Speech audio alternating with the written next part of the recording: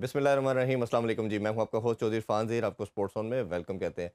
नाज़रीन, क्रिकेट के हवाले से बात करें तो जिस तरह हमने हमेशा जिक्र किया कि क्रिकेट जो है वो एक वन स्पोर्ट नेशन के तौर पे तो हम लेते हैं, बट ये पूरी नेशन के लिए बहुत इंपॉर्टेंस भी रखती है। उसकी रीज़न ये है कि ये पूरी नेशन को यूनाइट करती है, पूरी नेशन को एंटरटेनमेंट प्रोवाइड करती है, उसको प्लेयर प्रोवाइड करती है। आपकी जो भी सिचुएशन हो घर में, कंट्री की जो टर्बुलेंस हो, वो आप सब भूल जाते हैं और आप उसी एंटरटेनमेंट को एंजॉय करते हैं।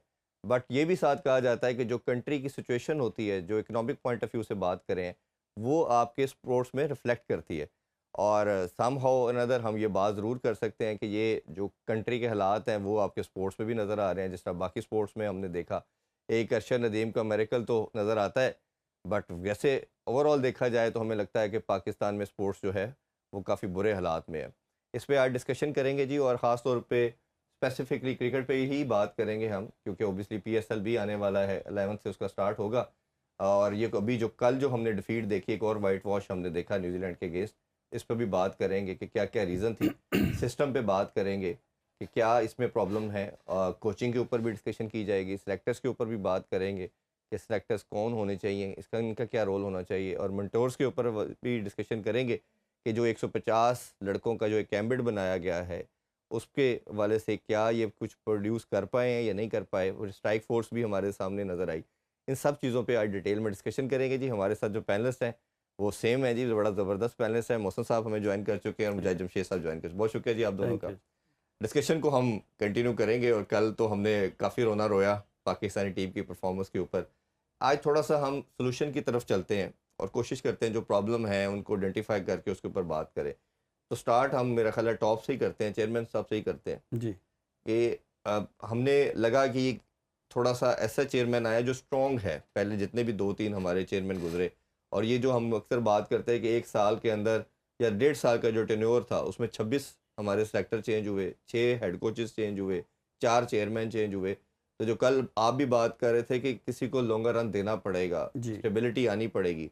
लेकिन प्रॉब्लम ये है कि जब हम देते हैं, तो वो जो फिर एक जो मंत्रा है कि वो डेडिकेटेड काम करे, वो फिर पूरे का पूरा सिस्टम को सँभाले।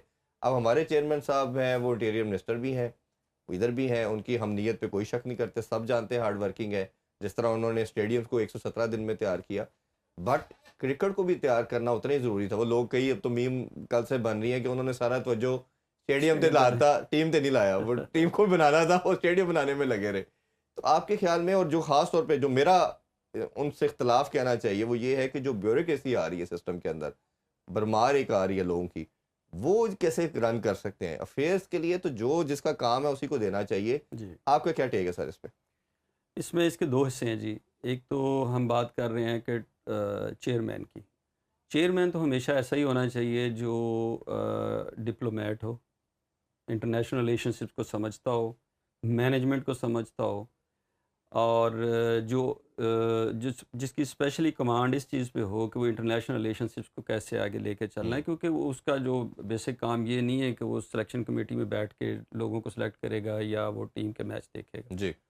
वो पीसीबी को एज एंटरप्रेन्योर आगे लेके चलेगा। हुँ, पीसीबी उसकी एक कंपनी है जिसको वो आगे लेके बढ़ाएगा, रिलेशनशिप बेहतर करेगा, टीम का इमेज बिल्डिंग बेहतर करेगा, अपने बोर्ड की जो अपनी क्रेडिबिलिटी है वो बेहतर करेगा। उसका दूसरा हिस्सा जो आपने बड़ा इंपॉर्टेंट कहा कि जो ब्यूरोक्रेसी आ रही है, तो वो गलत है कि ब्यूरोक्रेसी जो है वहाँ पे जो हमारा जो ऊपर वाला बंदा है वो जो नीचे अपनी टीम रख रहा है, क्योंकि वो खुद तो उसने जाके सिलेक्शन भी नहीं करनी और खेलना भी नहीं है। जी।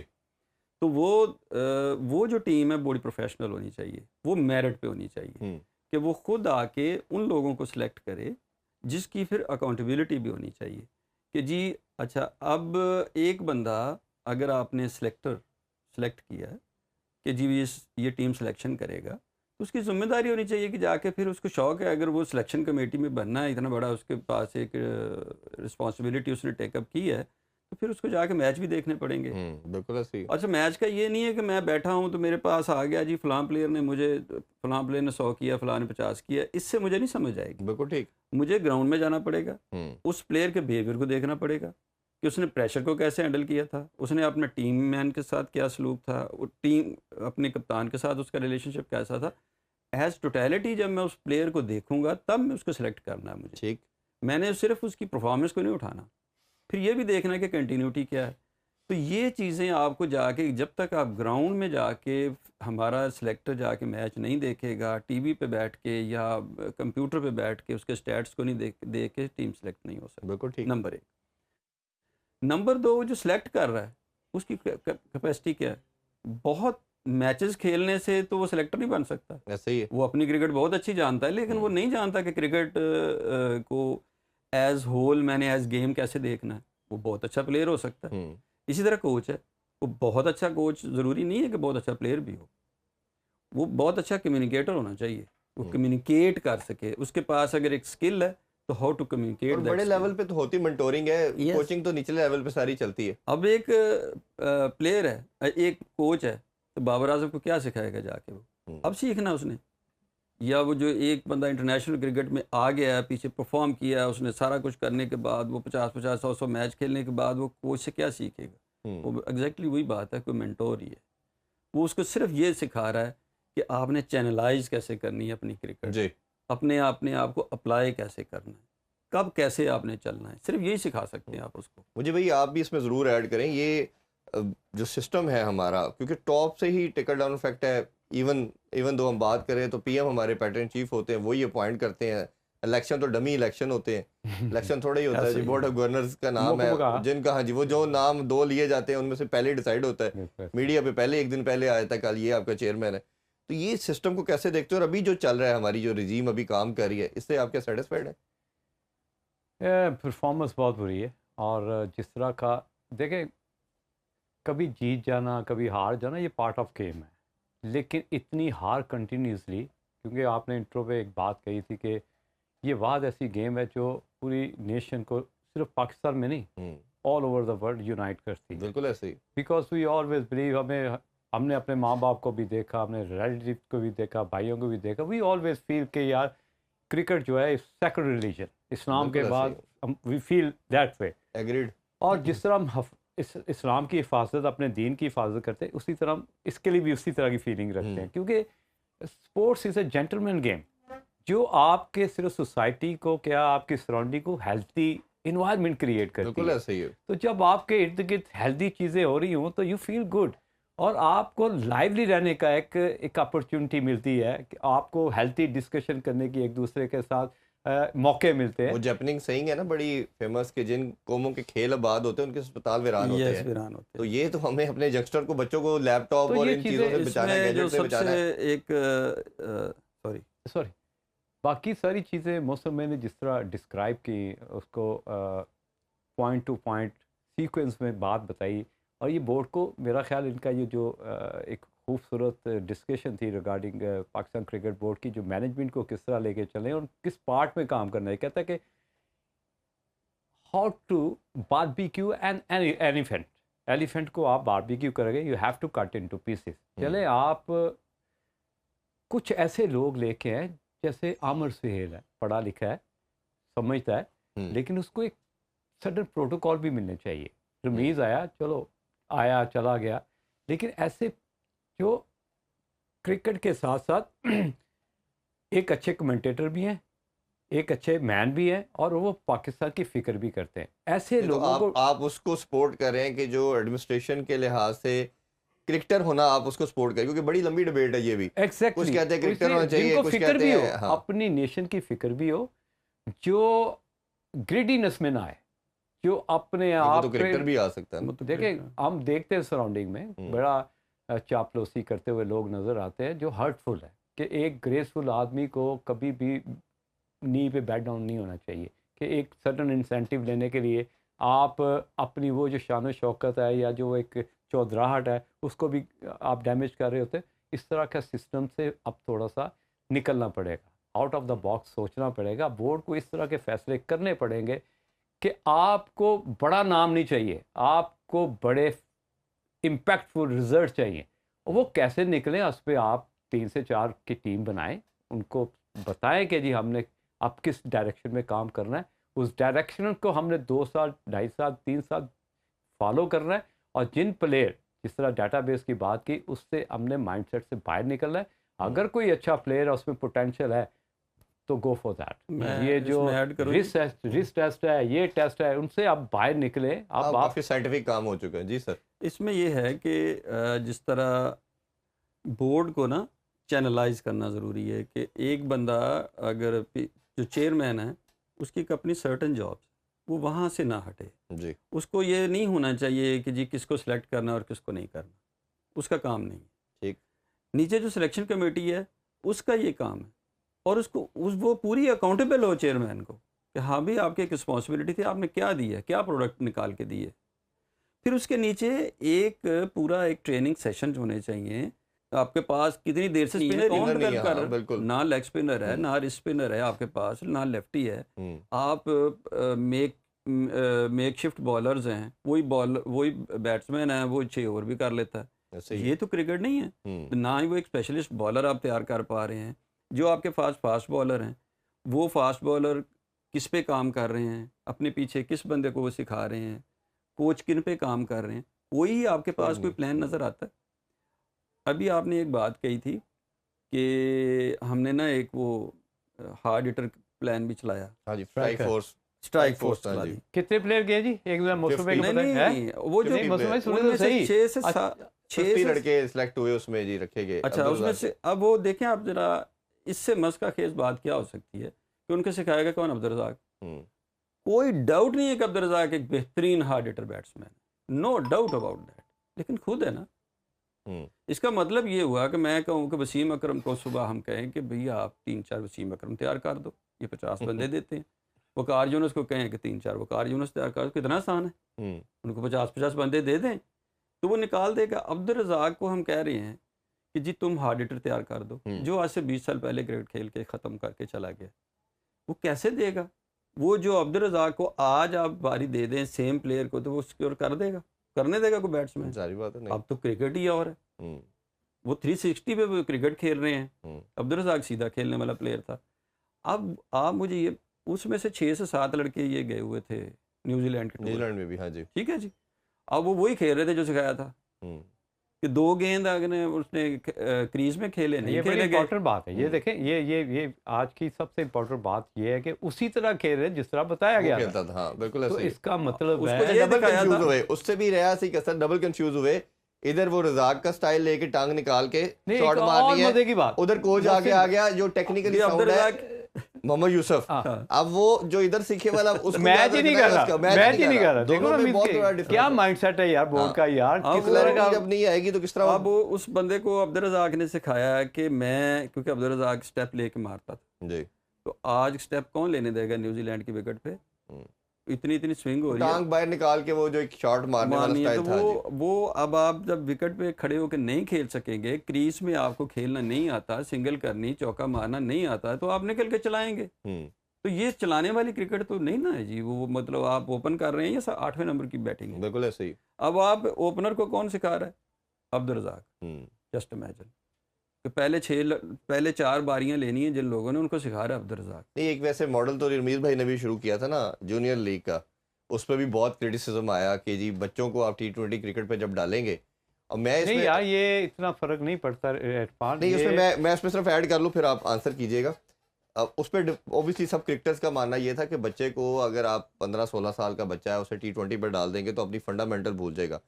मेरी नज़र में जो सबसे बड़ा प्रॉब्लम पाकिस्तान क्रिकेट को हर्ट कर रहा है कि आप अपने किसी भी लड़का, चाहे एक मैच भी पाकिस्तान को खेल लेता है, वो डोमेस्टिक नहीं खेलता, फिर वो लीग की तरफ नखरा आ जाता है, जाता है ना, नखरा आ देखो जाता है वो, उसको। आपका attitude पहले, आ हालांकि जाता है। मैंने मोहसिन नकवी साहब के साथ 2 उनकी प्रेस कॉन्फ्रेंस अटेंड की, दोनों में मैंने ये बात उनको कन्वे की कि आप किस तरह अपने लड़कों को, जब ये चैंपियन कप का भी कॉन्सेप्ट लेके आए थे और वकार को वो लेके आए थे, वकार भाई को, तब भी उनसे पूछा गया, उन्होंने कहा जी मैं मजबूर करूंगा सबसे पहले पाकिस्तान।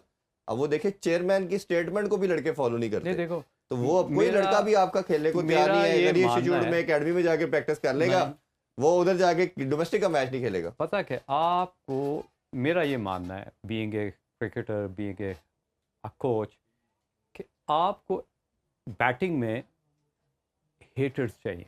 हेटर्स कि जितना तेज़ बॉलर है उतनी तेज़ खेलना, लेकिन कंट्रोल क्रिकेट। देखिए अगर सैम अयूब आया है, T20 खेला, T20 से वनडे खेला, वनडे से टेस्ट क्रिकेट खेला, क्रिकेट तो is all about above the shoulder. जितना बड़ा आपका दिमाग होगा आप अपनी गेम को उसी तरह स्विच करेंगे। अडेप्टेबिलिटी एंड एडजस्टमेंट ये आपके यहाँ पे है। ये मेंटोरिंग करनी है कि आप अगर T20 की तरह खेलते खेलो, लेकिन आपने थ्रू द लाइन खेलना है। आप अगर वनडे क्रिकेट टेस्ट क्रिकेट में जाते हो, T20 को स्विच करना वनडे में, उसका फॉर्मेट या खेलने का जो तरीक़ेकार है वो ये है कि आपने 100 के स्ट्राइक रेट से बाद में जो एंड वाला सेशन है उसको 140 पे लेके जाना है। बड़ा सिंपल फार्मूला है। आपने पिच रीडिंग की जो एबिलिटी है या उसकी जो गेम अवेयरनेस है उसको आपने किस तरह डेवलप करना है, उसका ये मेथड है, उसकी मेंटोरिंग अलग है। आपकी फिटनेस एथलेटिकिज्म देखें, आप क्रिकेट से निकल के आप एथलेटिकिज्म में चले गए। आपकी एथलीट बॉडी, आप इरफान को देखें जिस तरह वो भागता है और 3-4 प्लेयर भागते हैं, ऐसे लगता है कि वो 90-80 वाली जो क्रिकेट है वो दोबारा वापस आ गई, क्योंकि आपको वो जो मॉडर्न एथलेटिकिज्म रनिंग स्टाइल है वो भी आप उसको भी मिस करते हैं। और जिस तरफ ये हमने अभी ब्रेसवेल की कल बात कर रहे थे या फिलिप की बात करते हैं, उनकी बॉडी डायनामिक्स और हमारे प्लेयर का ज़मीन आसमान का फ़र्क है। हर जगह में हम लैग कर रहे हैं। इस पर हम ज़रा बात करते हैं, एक छोटा सा ब्रेक लेते हैं जी। ब्रेक से वापस आके सिलेक्टर्स के ऊपर भी बात करेंगे, कोचेस के वाले से भी बात करेंगे। Stay with us, welcome back in sports on. जिस तरह हमने अभी डिस्कशन कर रहे थे ब्रेक से पहले, एक बहुत बड़ा एलिमेंट जो है वो सिलेक्शन का भी है। चलें कोचेस का भी बात अभी हम डिटेल में करते हैं। चेयरमैन कौन है, फलाना कौन है, रीजनल सिस्टम नहीं है, डोमेस्टिक सिस्टम नहीं है, जो भी कर लें, अगर आप 15 ठीक सेलेक्ट कर लेते हैं ना जी, जिस तरह सर्वाइवल आपकी बात करते हैं, तो आपका काम हो जाता है। और पहले तो हमारे दौर में 90 से हम, बल्कि आप तो पुराने क्रिकेट भी सब दोनों जानते हैं, आंख का काम था जी। वसीम अकरम को, हाँ ईगल आई जी, इमरान खान ने उसको देख लिया, जवेद मियांदाद को उसको देख लिया, वकार को ले लें, वसीम को ले लें, इंजमाम को ले आए, किसी को, इस तरह सिलेक्शन होती रही और दुनिया में हम राज करते रहे। अब तो वो आंखें ही खत्म होगी, सेलेक्ट करने वाली बंद होगी शायद। और दूसरा ये सिस्टम भी कोलैप्स कर गया। वो जिस तरह कल हमने बात की थी कि ग्रेजुअली डिबैकल आता, हर चीज़ में ही आ गया। आप ये बताइए कि इतने ये 5 सेलेक्टर की कुछ जस्टिफाइड है? क्योंकि सेलेक्टर तो हमने सारी ज़िंदगी में देखा, मेरी नज़र में, ओपिनियन में, एक होना चाहिए चीफ सेलेक्टर, जिसे नाम दे दे। 2 सेलेक्टर तो सिर्फ उसको स्पोर्ट के, अच्छा वो कह दे कि जो टीम को रिक्वायरमेंट है स्पिनर की, नीचे से 2 स्पिनर 2 ला के 3, वो टीमों के साथ अलाइंड हो, उधर से ला के उसको दे। सेलेक्ट करने वाला एक हो, क्योंकि हम 3 लोग बैठे हैं ना, हम तीनों टीम बनाएंगे तो 3 डिफरेंट टीमें बन जाएंगी। जी हाँ, सही, कॉन्ट्रडिक्शन आ जाएगा। हमारी तो चीफ सेलेक्टर ही कोई नहीं है, तो कोई से लेने को भी तैयार नहीं है। कानू फड़ांगे किनू, सारे कहेंगे हम तो 5 थे जी, तो हम तो किसी को पकड़ भी नहीं सकते। तो क्या आपका टेक है? ये बिल्कुल आपने बहुत अच्छी बात की है, इंतहाई अहम बात है कि जब भी, जिस तरह हम पहले बात कर रहे थे अकाउंटेबिलिटी की, रिस्पॉन्सिबिलिटी किसी ने तो लेनी है ना।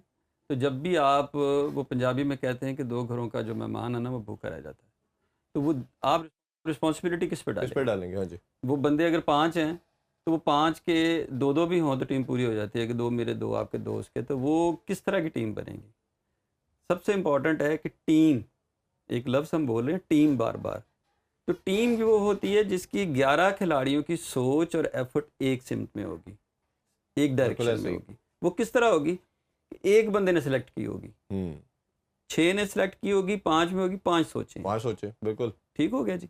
अच्छा, वो बिल्कुल आपकी बात ठीक है कि उसके पास 2 या 3 लोग हों जो उसको सिर्फ डाटा दे रहे हों, कुछ और लोग दे रहे हों कि भाई ये भी फॉलो कर रहे हो, हाँ, तो ये इनमें से सिलेक्ट कर लो। और वो एक ही बंदा, अब मैं जब 11 लड़कों को, जिस तरह कप्तान है, तो कप्तान के पास 11 लड़कों की सोच होती है कि मैंने किसको कहाँ कब इस्तेमाल करना है। उस फौजी को नहीं पता होता कि मेरा कमांडर क्या सोच रहा है। उसको कोई ओवर दिया जा रहा, हो सकता है वो सोच रहा हो कि यार ये तो मेरा जगह बनती थी, लेकिन कप्तान सोच रहा है कि जो फलां टाइम पे फिर इसे बॉल करनी है, तो वो एक पूरे 50 ओवर को प्लान कर रहा है। बिल्कुल ठीक। इसी तरह ही सिलेक्टर जो है वो पूरे गेम को प्लान कर रहा है, 11 लड़कों को प्लान कर रहा है, वो 1 को 2 को 3 को प्लान नहीं कर रहा। ठीक बात। वो 11 लड़कों का एक कम्बिनेशन सोच रहा है कि किस टीम के लिए सिलेक्ट हो रहे हैं, किस कंट्री के लिए सिलेक्ट हो रहे हैं, किस पिचेस के लिए सिलेक्ट हो रहे हैं, किस एटमॉस्फेयर के लिए सिलेक्ट हो रहे हैं। तो वो जब तक एक नहीं सोचेगा ना, तब तक रिजल्ट भी एक नहीं आ सकता। हम क्रिकेट के साथ वही कर रहे हैं जो हमने हॉकी के साथ किया। हाँ बिल्कुल, कि वहाँ पे जिस तरह आपने अभी एक एग्जांपल दी थी इकोनॉमी की, तो अब क्रिकेट के पास पैसा है आज, लेकिन कितनी देर है, जब आप ऐसी क्रिकेट ही खेलते जाएंगे तो स्पॉन्सरशिप निकल जाएगी, स्पॉन्सरशिप खत्म हो जाएगी, टीमें नहीं आपके पास आएंगी, देखने कोई नहीं आएगा। न्यूजीलैंड के आखिरी मैचों में लोग नहीं आए। लोग नहीं आए। हाँ, तो ये तो आपके साथ खेलना को जी, पसंद आपके नहीं पास करेगा। स्टार नहीं, फिर किसको देख रहे हैं? फिर आप नहीं, क्या कर रहे हैं? जीतेंगे नहीं तो कोई भी नहीं आइडलाइज देखेगा। क्या कर रहे हैं जी? वकार यूनुस ने कहा जी आप बनाएं स्पिन पिचे, मैं देखता हूँ कौन जीतेगा। ये क्रिकेट है, ये सोच है। ठीक है, आपने उसको हरा दिया, क्रिकेट कहाँ गई? आपका फास्ट बॉलर कहाँ है? वो कप्तान की ट्रेनिंग कहाँ है? कप्तान को तो पता तो दो पहले तो बंदा हमारे फास्ट बॉलर भी इन्हीं पिचेस पे आउट करते थे। आपको भी शामिल करते हैं। ये जो 5 सेलेक्टर की अगर बात कर लेते हैं, अब तो वही बात है, हर एक का नाम लेना चाहिए और लेने जी। के ही बात करनी चाहिए। या मैं तो बड़ा चले, चीख के कहता हूँ ठीक है, कि यही वो आकिब कुर्सी है। जुवैद खेला हुआ है, अजहर अली खेला हुआ है, असद शफीक ने रिसेंटली छोड़ा था, चले वो भी खेला हुआ है। अब अलीम डार का इतना बड़ा स्टेचर है, वो अंपायर है, वो उनको टीम का ये डोमेस्टिक का क्या पता कौन लड़का क्या परफॉर्म कर रहा है। उनका रोल देखे, हसन चीमा साहब जो है वो फुटबॉल का शो करते हैं होस्ट, ठीक है, जी। उसकी वो तबसरे करते हैं, या इस्लामाबाद यूनाइटेड से कनेक्टेड है। अब वो अगर सिलेक्शन में आगे इनको बताएंगे, इसको खिलाएं, तो सब बंदा कहेगा कि इस्लामाबाद यूनाइटेड ही घुस रही है। जी, ये तो सही है। ये जब सिस्टम को आप किल करने की कोशिश करेंगे, ट्रांसपेरेंट नहीं करेंगे। ट्रांसपेरेंट नहीं करेंगे, और बाद में आके हर डिफीट के बाद एक बंदा भी रिस्पॉन्सिबिलिटी लेने को तैयार नहीं है टॉप से बॉटम, तो उसके कौन जिम्मेदार है? लो फड़ लो, किनों पड़ी? ए लो ए फड़ लो, ए देख लो, ए अंजाम जे, ए एंड जे, हूँ तो शर्म करो। बेसिकली जिन सेक्टर्स का आपने नाम लिया है, मैं डिफरेंट टीवी चैनल्स पे बैठ के आपके प्रोग्राम में बैठ के बात कर, उनका बनता नहीं है। देखिए, कई दफ़ा आपको ब्रेव होना पड़ता है कि आपको कोई ऑफ़र है तो आप अपना रुतबा देख के, जिस तरह का आपने नाम गुजारा है, जिस तरह लोगों ने आपको आईसीसी कितने बड़े अंपायर्स रह चुके हैं, आपको तो ब्रेवली कहना चाहिए नहीं यार मैं नहीं बनना चाहता, क्योंकि मेरी डोमेन नहीं है। जी बिल्कुल ठीक। दूसरी बात ये है, वही ब्यूरोक्रेसी वाले लोग जो बोर्ड को इस वक्त हाईजैक किया हुआ है, उस तरह का माइंडसेट आपने सिलेक्शन में भी डाल दिया। कौन है हसन चीमा? भाई मैं तो नहीं जानता यार। आए भाई इस चेयर पे बैठ के बताओ ना आप किस बेस पे आए हो।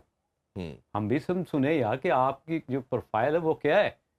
अगर हम यहाँ पे बैठ के बात प्रेस करते कॉन्फ्रेंस करें, अलाउ करें। अच्छा, अब टीम सेलेक्ट होती थी, पहले प्रेस कॉन्फ्रेंस होती थी, कुछ 4-5 सवाल हम सर डरे हुए लोग, अब तो इसलिए 6 देखिए माह से प्रेस कॉन्फ्रेंस भी नहीं हो रही। ये आपने अभी बात अनाउंसमेंट आती की, है, बस एक हो गया। आपने ये बात की, ये बोर्ड साहब आपको भी मैं कह रहा हूँ, आपने बात की कि जिस तरह की सिस्टम चल रहा होता है गवर्नमेंट का, वो रिफ्लेक्ट कर रही है आपकी स्पोर्ट्स में। हाँ जी। स्पोर्ट्स में।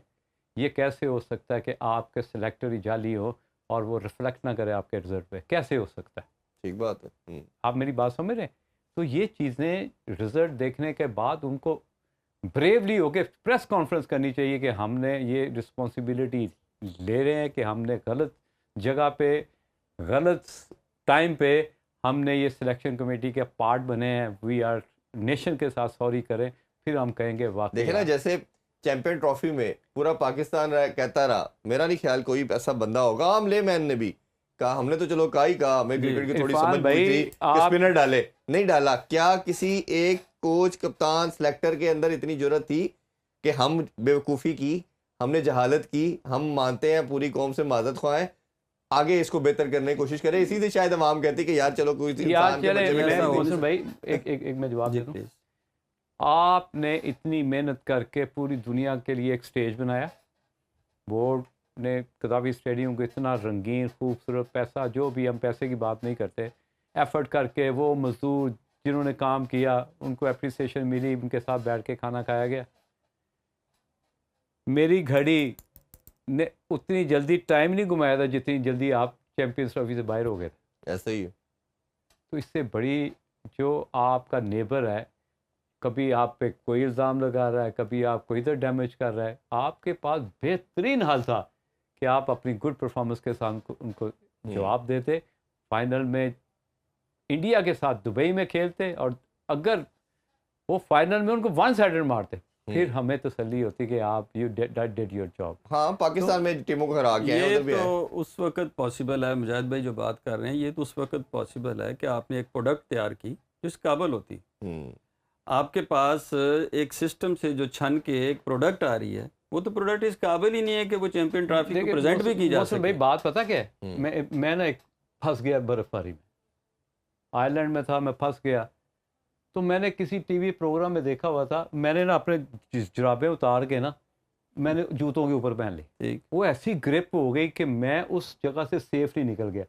जुराबों की उस वक्त वैल्यू कोई नहीं थी, लेकिन उसने जो मेरे लिए काम कर दिया वो आज भी मुझे याद है कि यार उसने मुझे एक डेंजर जोन से निकाल के कहाँ से कहाँ निकाल दिया, और ना मुझे कोई वेटनेस हुई और ना मुझे फील हुआ, ना मेरा पाँव ग्रिप हुआ। कई दफ़ा आप छोटी सी चीज़ से बहुत बड़ा काम ले सकते जी, जी, जी। हैं, ये आपको काम लेने का तरीका पता होना चाहिए। उसके लिए क्या हाल है इरफान? बिल्कुल ठीक बात।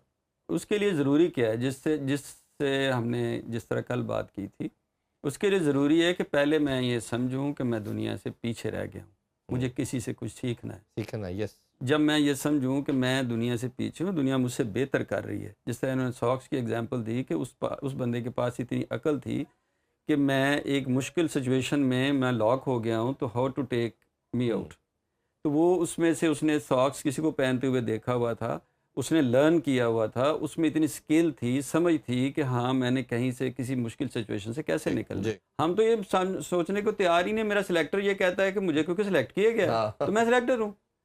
अब सिलेक्टर क्या है, जहाँ से हम ये बात शुरू कर रहे हैं, सिलेक्टर है कि उसकी इतनी, जिस तरह आपने कहा था कि ईगल आई है, आप ईगल आई मियाँ दाद की तो हो सकती है, इमरान खान की भी हो सकती है।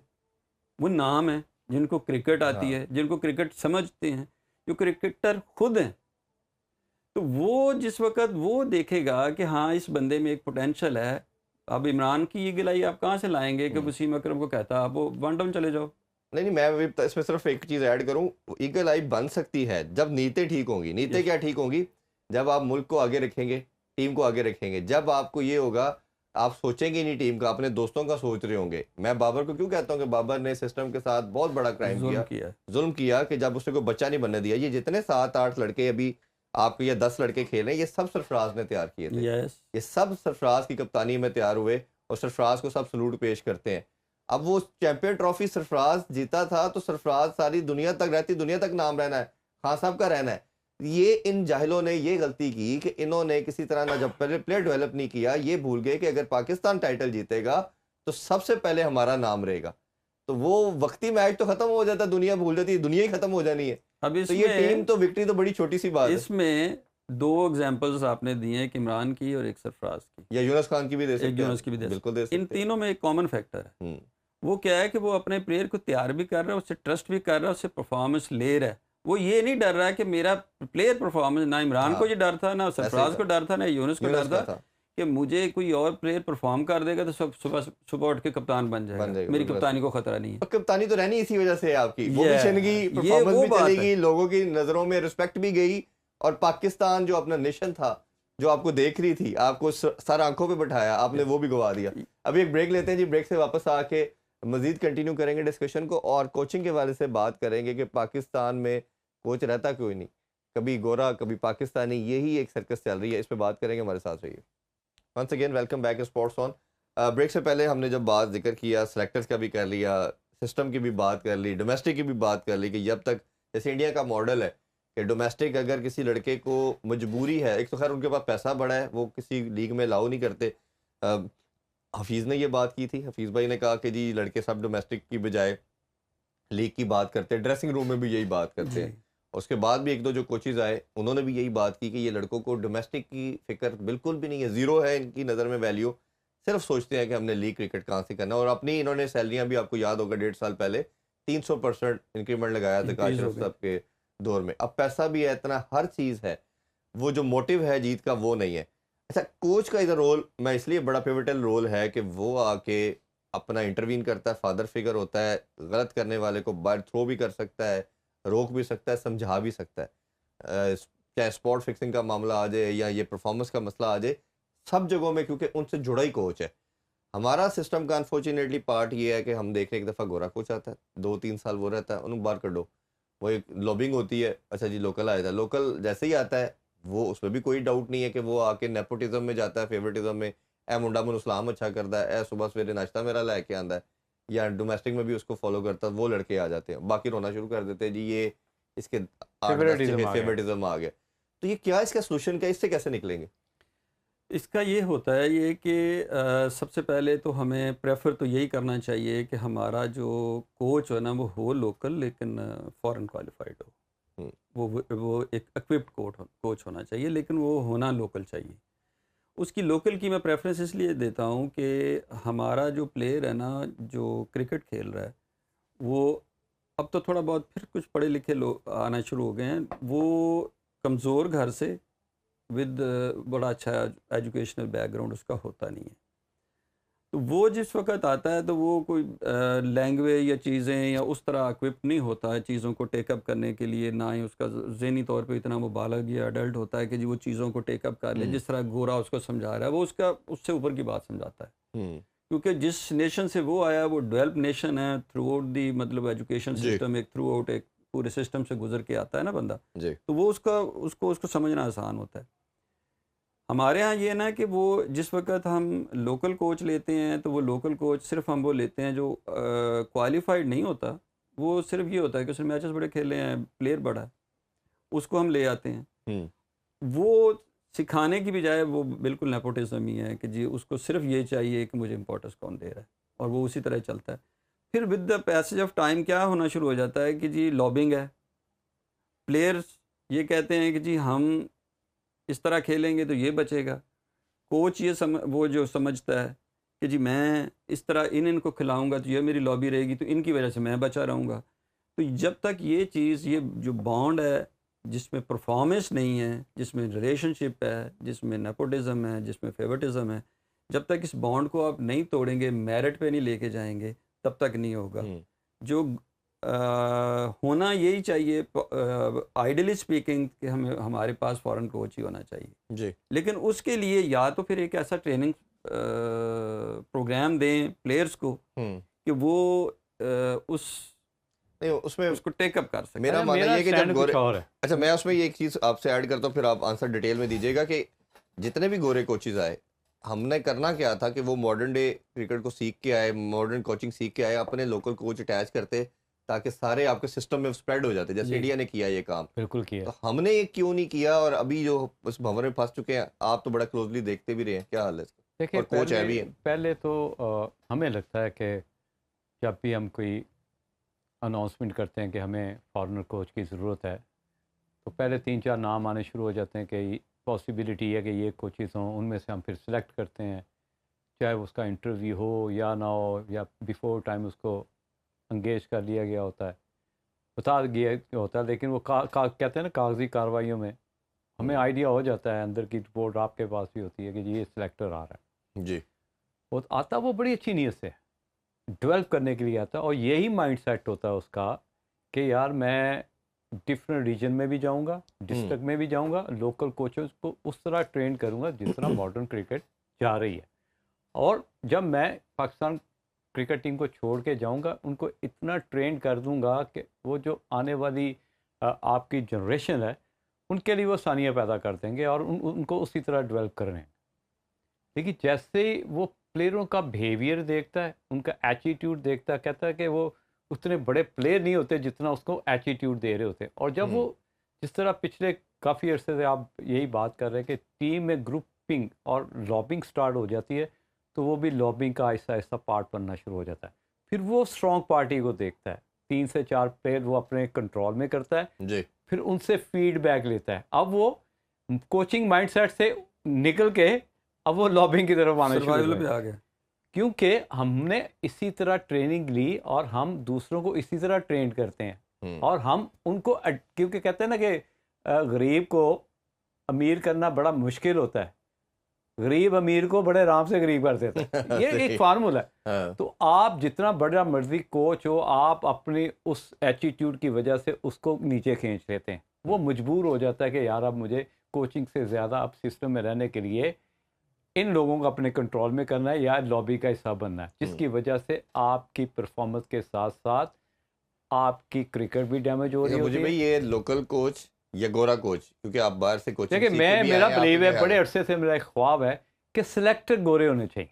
कम ठीक से है। कम उसको कोई अप्रोच तो ना करे, अगर वो सिलेक्ट करें तो वो ऑनेस्टी बेस पे करें, और वो अकाउंटेबिलिटी पे के लिए भी रेडी होंगे हर वक्त के जी हमने ये प्लेयर सेलेक्ट किए हैं और ये अगर इन्होंने परफॉर्म नहीं किया तो हम उसका जवाब दें।